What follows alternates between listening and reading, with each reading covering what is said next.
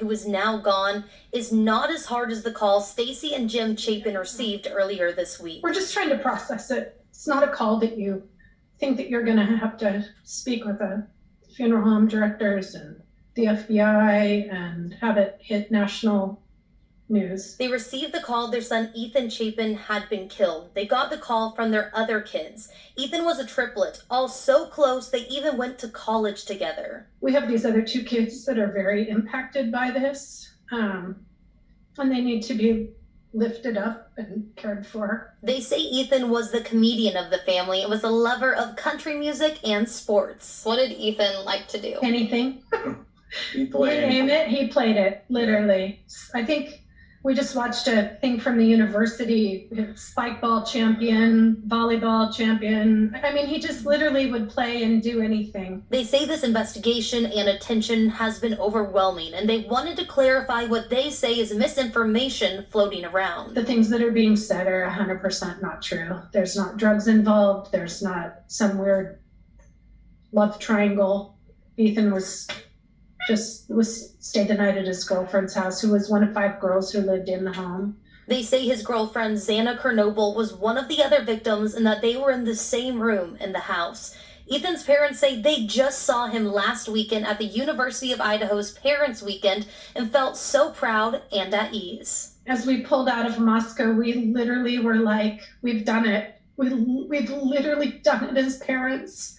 We've created 3 incredible humans that will go on. But now the future looks much different, and Ethan's future gone. Their focus is now on supporting Ethan's 2 other siblings and keeping Ethan's light alive. If everybody was like Ethan Chapin in this world, it would be a better place. For sure. Welcome back to my mental health and crime channel. My name is Huda London. This is for educational purpose only. I'd like to start by thanking all my subscribers, viewers. I really do appreciate all the mindfulness, the kindness, the respect, and the love that you'll show in the comment channel. I haven't replied back to all the comments. I intend to do that. I really apologize.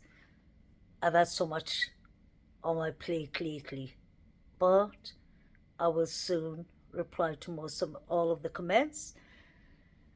Let me start by saying this is for educational purpose, entertainment purpose, although I don't like to say the word entertainment purpose, but then we have to obey.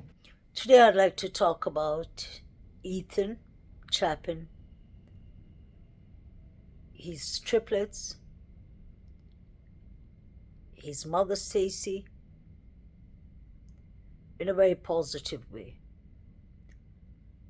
You must have noticed that I always say condolence to the families, and may the correct justice be served, and may the victims rest in peace. That is important for me, and that is the way it should be for these poor families who have lost their loved ones in such a horrific way. Now, I showed you all exactly the first interview that STACY Chapin did. She said that 2 a.m. was the hardest time for her family, if you remember that. I've shown you all that plenty of times.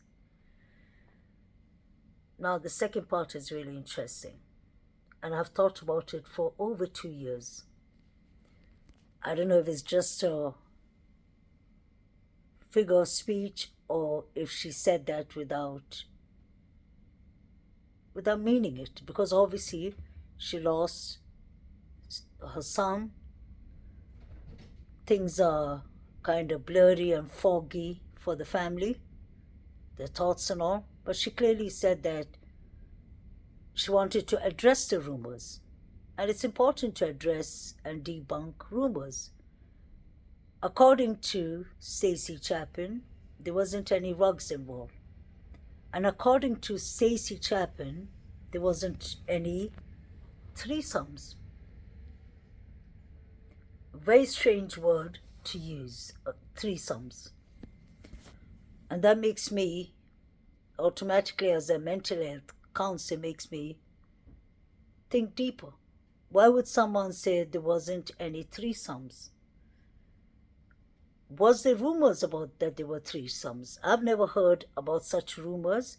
And let's not forget, STACY Chapin did this interview, I believe 2 days, 1 day after the quadruple.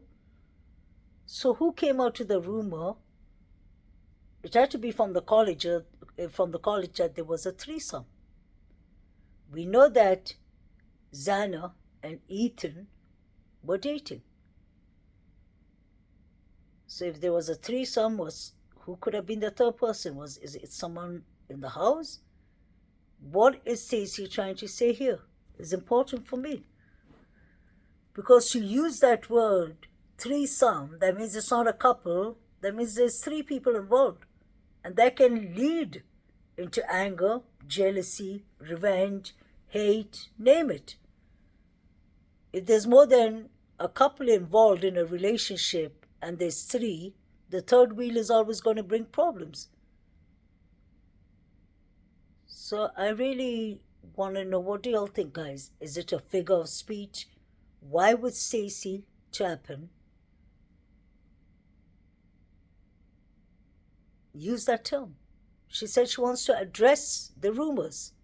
She said there was no RUGS involved and there was no threesome or such things. And then that reminds me of Xana asking her father to fix her locks. Now, what is interesting for me is that Xana lives in the 2nd floor. That means she shares the 2nd floor with Dylan Mortensen. At the start, in the beginning of this case, we were told that DM and BF were downstairs sleeping. When the affidavit came out, it was said that DM was actually upstairs and that she witnessed someone with bushy eyebrows. So just say that DM and Xana were sharing the 2nd floor. Plus, obviously, everyone's sharing the living room. So was there any